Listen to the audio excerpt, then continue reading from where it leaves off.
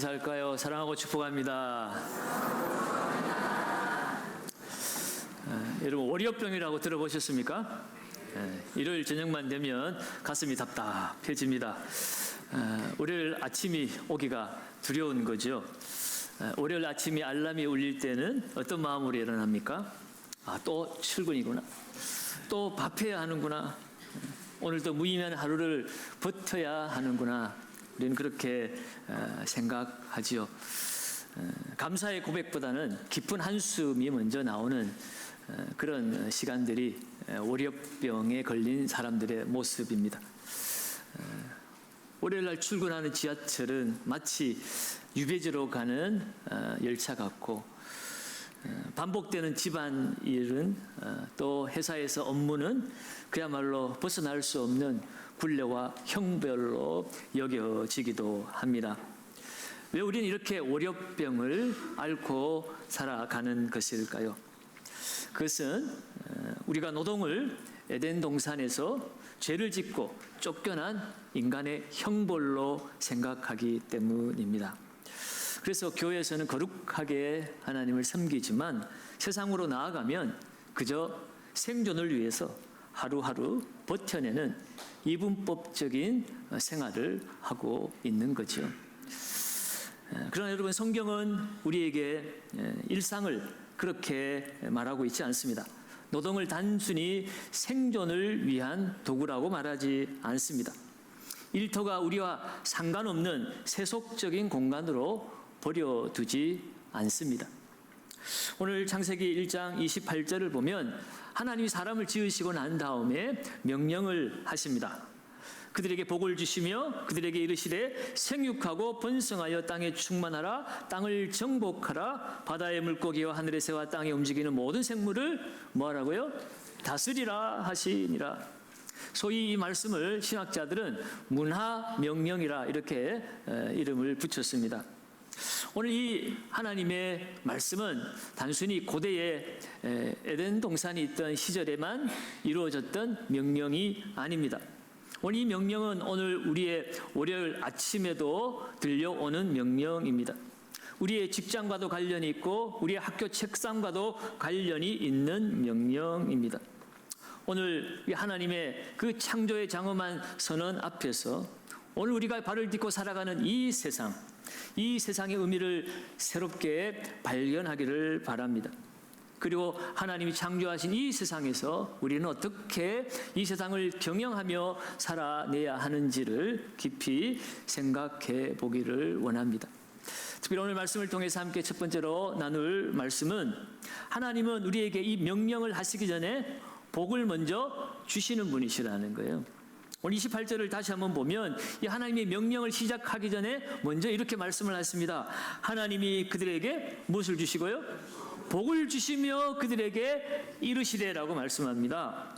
우리는 오직 뒤에 정복하라, 다스리라 이 명령의 무게 앞에 눌려서 하나님이 먼저 말씀하신 복을 주셨다라는 말씀을 놓치는 경우가 있습니다. 하나님은 결코 빈손인 우리에게 명령만 하시고 거룩한 과제를 던져주시는 분이 아니십니다. 하나님은 명령 전에 먼저 우리에게 복을 주셨습니다. 여기서 이 복을 주시며라고 하는 이 히브리어 단어의 의미는 단순히 우리가 세상에서 행운을 빈다 하는 그런 복 정도가 아닙니다. 이 복은 우리에게 생명을 풍성하게 하는 복이고 사명을 감당할 수 있는 능력과 권위를 부여하는 것이 바로 오늘 이 하나님 주시는 복의 의미입니다. 그러면 여러분, 오늘 성경이 말하는 복은 우리가 흔히 세상에서 말하는 잘 먹고 잘 사는 복으로 끝나는 것이 아닙니다. 물론 우리가 먹고 사는 문제도 중요합니다. 그러나 오늘 성경이 말하는 복은 그것보다 더 깊고 넓은 의미입니다. 하나님의 복은 사명을 감당하게 하는 복입니다. 하나님이 맡기신 자리에서 우리가 아름답게 살아내게 하는 복입니다. 하나님의 뜻을 이 세상 가운데 드러내도록 하는 복입니다. 오늘 이 자리에 앉은 분들 중에 어떤 분들은 숫자를 잘 다뤄서 회계에 뛰어난 분이 있습니다. 어떤 사람들은 사람의 마음을 잘 읽고 그들을 위로를 하는 분이 있습니다. 어떤 분은 손재주가 좋아서 뚝딱뚝딱 하면 뭐든지 다 고치고 만들어내는 분도 있습니다. 어떤 분들은 아픈 사람들을 잘 돌보는 분들도 있습니다. 문제가 생길 때 뒤에서 정리를 잘 해내는 사람들도 있습니다. 여러분, 이러한 모든 것들이 다 우연히 주어진 것이 아니라 하나님께서 우리에게 사명을 감당하시기 위해서 복으로 주신 것이라는 것을 우리는 깨달아야 합니다. 하나님은 왜 사명을 주시기 전에 복을 주셨을까? 그것은 우리가 하나님의 대리 통치자이기 때문에 그렇습니다.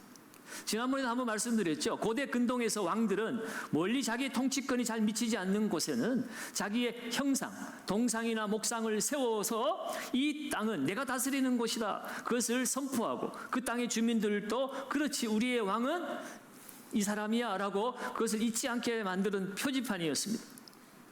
하나님은 이 세상이라고 하는 거대한 용터에 돌이나 나무로 만든 상을 세워놓은 것이 아니라 하나님의 형상으로 만들어진 저와 여러분들을 이 세상의 통치자로 세워 놓으셨습니다. 세상 사람들이 보이지 않는 하나님을 어떻게 볼 수 있고 알 수가 있습니까? 그것은 바로 월요일 아침부터 우리가 세상 속에 나아가서 땀 흘리고 수고하는 그 뒷모습을 볼 때에 세상은 하나님의 형상을 보게 되어지는 것입니다. 세상의 사람들을 따뜻하게 대하는 그 얼굴을 보면서 하나님의 성품을 이 세상이 알아가는 것입니다.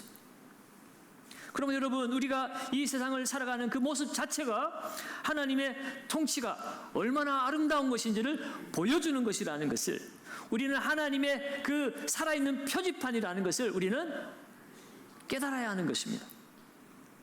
그러면 여러분, 우리는 우리 스스로에게 질문해 보아야 합니다. 나는 하나님 주신 이 복을 어디에 사용하고 있는가?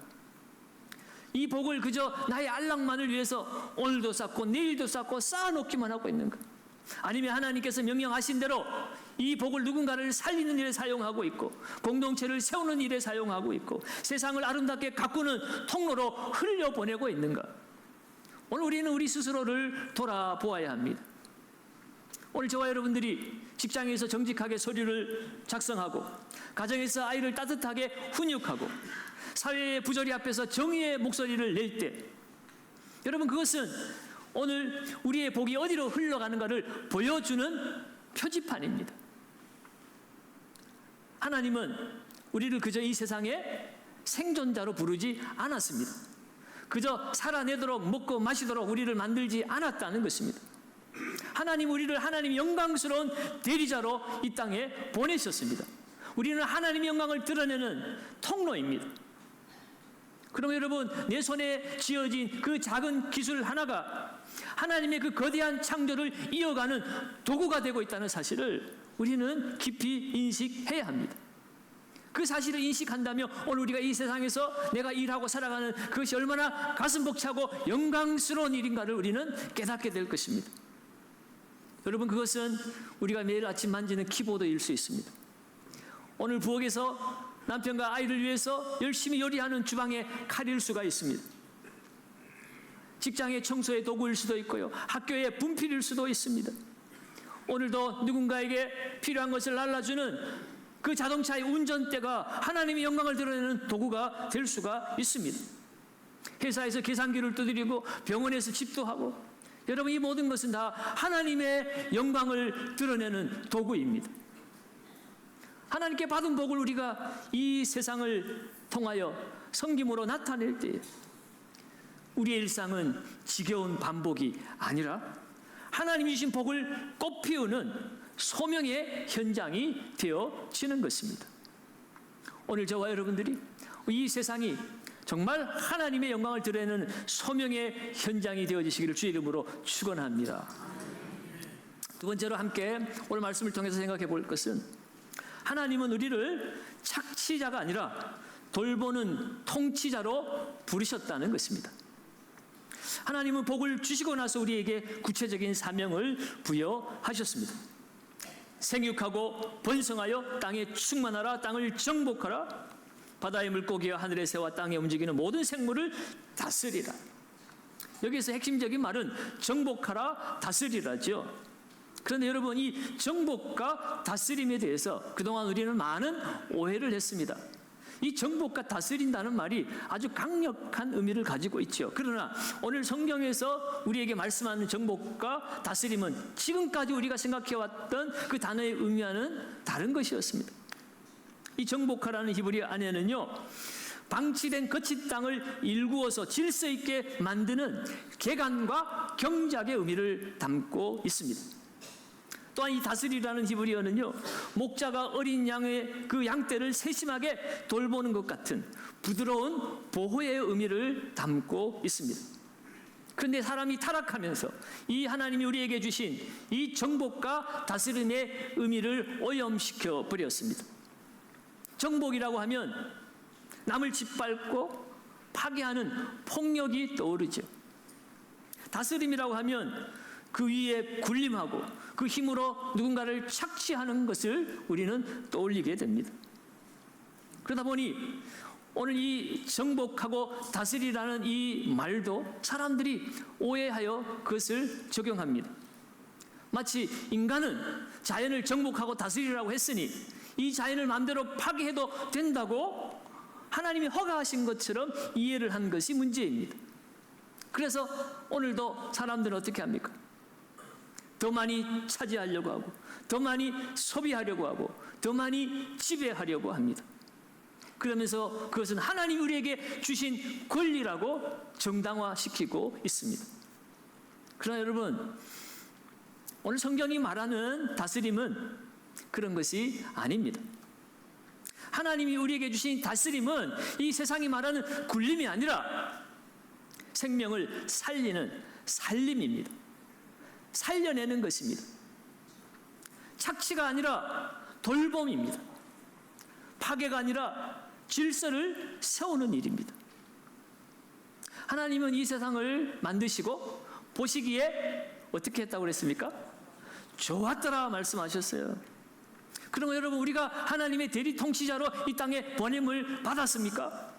그렇다면 우리도 이 하나님이 지으신 이 피조 세계를 좋게 만들어야 될 책임이 있습니다.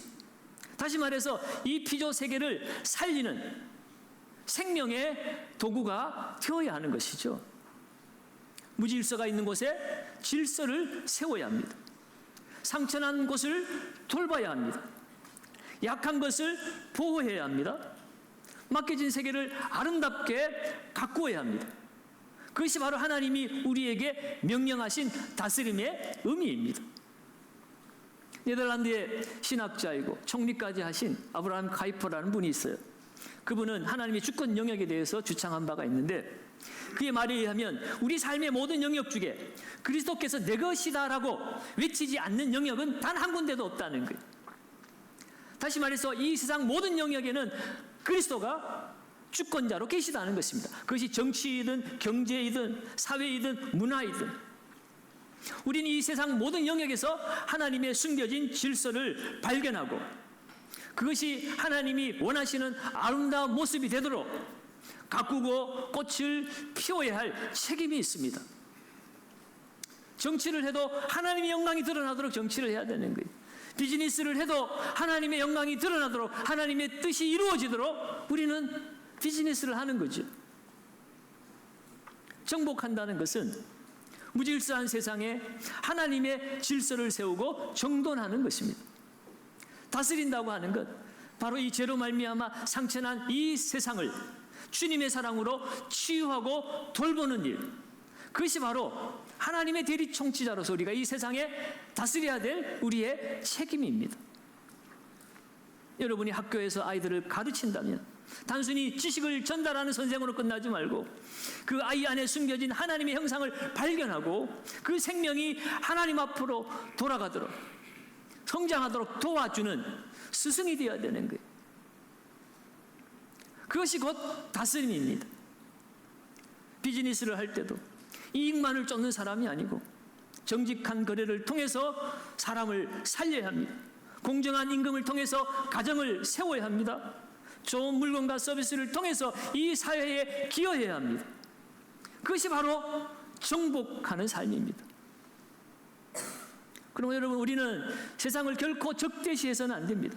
세상을 두려워해서도 안 됩니다. 세상은 우리가 하나님의 이름으로 아름답게 가꾸어야 될 선교의 현장입니다. 우리 선교 준비하지만 꼭 외국에 나가야만 선교가 아니에요. 내가 살아가는 삶의 현장, 그곳에서 하나님의 형상으로서 하나님의 사람답게 그 말씀 앞에 순종하며 하나님의 영광을 드러낼 때, 그것이 바로 선교요, 삶의 사역의 현장이 되어지는 것입니다. 오늘 저와 여러분이 살아가는 그 일터가, 그 가정이, 학교가 황무지처럼 느껴지십니까? 도무지 하나님의 통치가 보이지 않는 척박한 땅처럼 보여지고 있습니까? 그렇다면 여러분, 하나님은 그곳에 우리를 보내신 줄 믿으시기 바랍니다. 그곳에 우리의 거룩한 삽을 들고 그것을 개간하고 경작하라고 하나님이 보내신 줄 믿어야 합니다. 무질서가 판치는 그곳에 나를 통하여 질서가 오게 해야 합니다. 냉소와 이기심이 가득한 그곳에 나를 통하여 하나님의 성품, 따뜻한 배려가 드러나게 하여야 하는 것입니다. 세상 속에서 우리가 그리스도의 자녀로 하나님의 성품을 따라 그 삶의 자리를 경작해 나갈 때, 세상은 마침내 우리를 통해서 하나님의 살아계심을 보게 될 것입니다.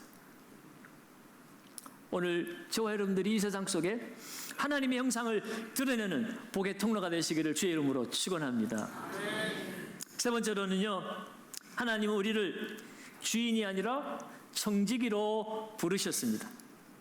마지막 29절과 30절에는 하나님이 우리에게 먹을 것을 주신다고 말씀합니다. 29절을 한번 볼까요? 내가 온 지면에 씨 맺는 모든 채소와 씨 가진 열매 맺는 모든 나무를 너희에게 뭐 하신다고요? 주노니 너희는 먹을거리가, 너희의 먹을거리가 되리라. 하나님은 단순히 메뉴거리를 정해주신 것이 아니에요. 모든 것의 소유권이 하나님께 있음을 선포하는 소유권의 확립입니다. 우리 이 땅에서 먹을 것 다 하나님이 주신 것이라는 것이에요. 내 것이 아닙니다. 이 말씀은 우리가 주인이 아니라 우리는 청지기라는 것을 분명하게 밝혀주는 말씀입니다. 청지기의 특징은 내 것이 없다는 것입니다. 주인처럼 행동하지만 사실은 주인의 것을 관리하는 종일 뿐입니다. 그러면 오늘 내가 가진 건강도, 내 재산도, 자녀도 사실은 하나님이 내게 맡겨주신 것일 뿐이지 내 것이 아님을 우리는 인정해야 합니다. 그럼 여러분, 오늘도 우리에게 주어진 씨 맺는 채소, 열매 맺는 그 열매를 먹으면서 날마다 우리는 고백해야 하는 거죠. 오늘도 이것은 하나님이 내게 공급하신 것이구나. 하나님이 없이는 나는 한순간도 살 수 없는 존재구나. 그것이 날마다 우리의 고백이 되어야 합니다. 그런 청지기 의식을 가진 사람은 세상을 대하는 태도가 다릅니다.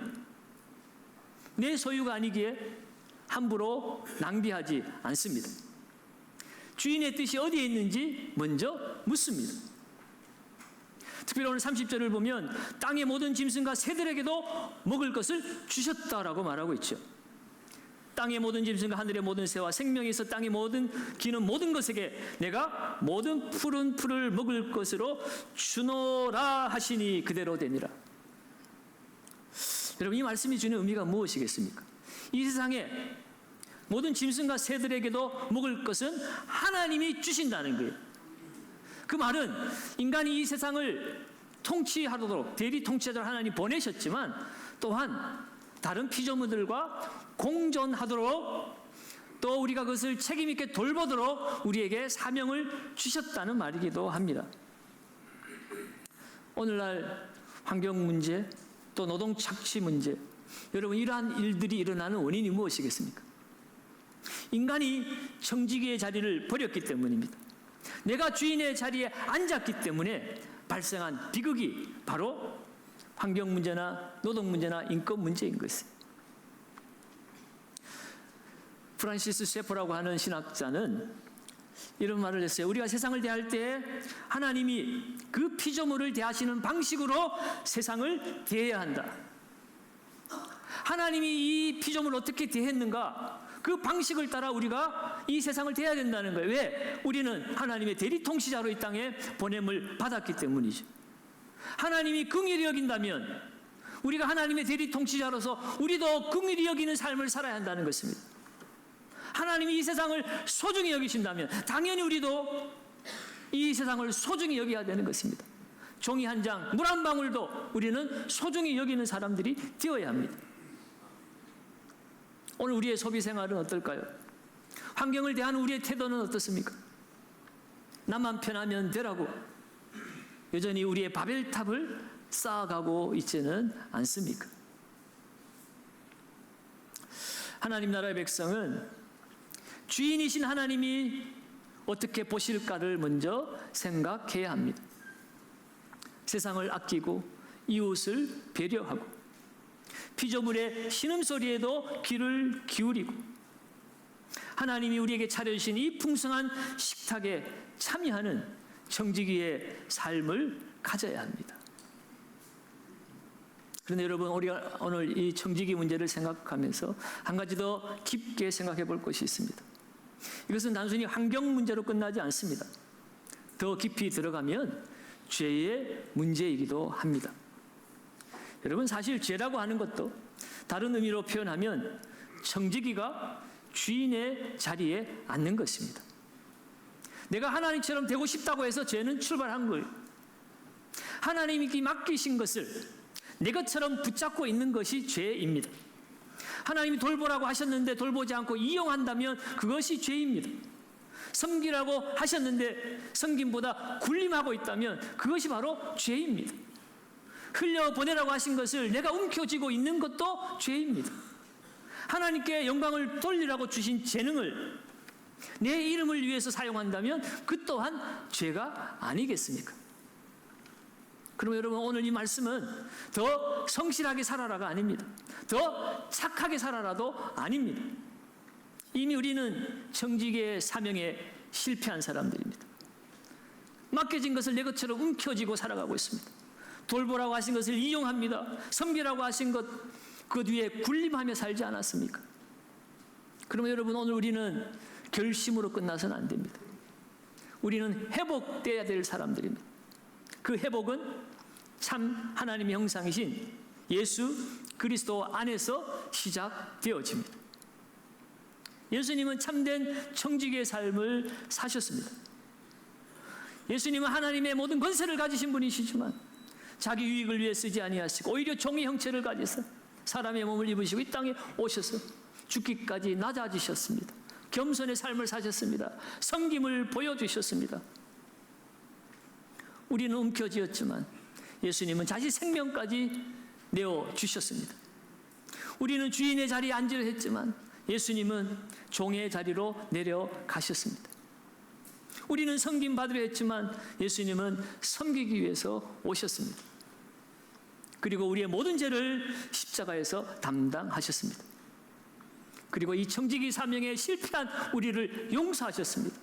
다시 부르시고 이제 다시 사명을 맡기십니다. 여러분, 복음은 우리를 무책임하게 만드는 것이 아닙니다. 내가 구원받았으니까 아무렇게나 살아도 된다가 복음이 아닙니다. 복음은 다시 책임 있는 자리로 우리를 부르는 것입니다. 그 책임은 두려움에서 나오는 책임이 아니라 은혜 아래서 누리는 책임입니다. 여러분, 왜 일하십니까? 세상은 인정받으라고 일하자고 하지만 그러나 그리스도인은 이미 사랑받았기 때문에 일하는 사람들입니다. 구원받기 위해서 세상은 충성하고 있지만 그러나 우리는 이미 구원받았기 때문에 충성하는 사람들입니다. 세상은 주인이 되기 위해서 삽을 들라고 말하지만 우리는 은혜를 받은 청지기의 기쁨으로 삽을 드는 사람들입니다. 이것이 바로 복음으로 회복된 우리의 일상입니다. 내일 아침 다시 알람 소리가 여러분의 귀를 두드릴 것입니다. 또 출근해야 할 수 있습니다. 또 밥을 해야 하기도 합니다. 또 사람을 만나야 합니다. 반복된 일이 시작될 것입니다. 그러나 오늘 말씀을 기억하십시오. 우리는 이 세상에 버티러 가는 사람들이 아닙니다. 하나님이 내게 맡겨주신 밭으로 거룩한 삽을 들고 하나님의 영광을 위해 나아가는 사람들입니다. 교회 안에서만 거룩한 것이 아닙니다. 하나님께 드려진 그 일상이 더욱 거룩해야 합니다. 강대상만 거룩한 자리가 아니에요. 하나님 앞에서 정직하게 일하는 여러분의 학교의 책상도, 여러분의 직장의 책상도 강대상보다 더 거룩할 수 있습니다. 찬양대의 악기만 거룩한 것이 아니에요. 여러분이 두드리는 키보드도 거룩하고, 여러분이 부엌에서 요리하는 부엌칼도 거룩한 것입니다. 중요한 것은 도구가 아닙니다. 그 도구를 드는 사람이 누구 앞에서 어떤 마음으로 그 도구를 드느냐가 중요합니다. 오늘 저와 여러분들이 서 있는 일터, 학교, 가정, 사회, 그 모든 자리는 하나님이 파송하신 선교지인 줄로 믿습니다. 그 자리가 비록 사람의 눈에는 작게 보여도 반복되는 허무한 자리처럼 보여질지라도 오늘 하나님께 드려진 하루는 결코 무의미하지 않습니다. 하나님 오늘 또 우리에게 복을 주시며 부르셨습니다. 사명을 주시며 보내셨습니다. 오늘 우리를 청지기로 세우셨습니다. 그러므로 우리는 우리의 맡겨진 그 자리에서 거룩한 삽을 들어야 합니다. 세상에서 그 삽을 들고 수고의 땀을 흘릴 때에 그 정직한 뒷모습을 세상이 보고, 아, 하나님이 살아계시구나, 하나님이 통치하시는구나, 그것을 이 세상 사람들로 하여금 고백하게 해야 합니다. 오늘 이 냉랭한 세상 속에서 이웃을 돌아보는 오늘 저와 여러분들의 그 따뜻한 손길을 통해서 세상은 예수 그리스도의 아름다운 통치를 경험하게 될 것입니다. 왕의 형상으로 이 세상의 한복판에 파송된 저와 여러분들, 이번 한 주간도 하나님의 영광스러운 청직의 삶을 사시기를 바랍니다.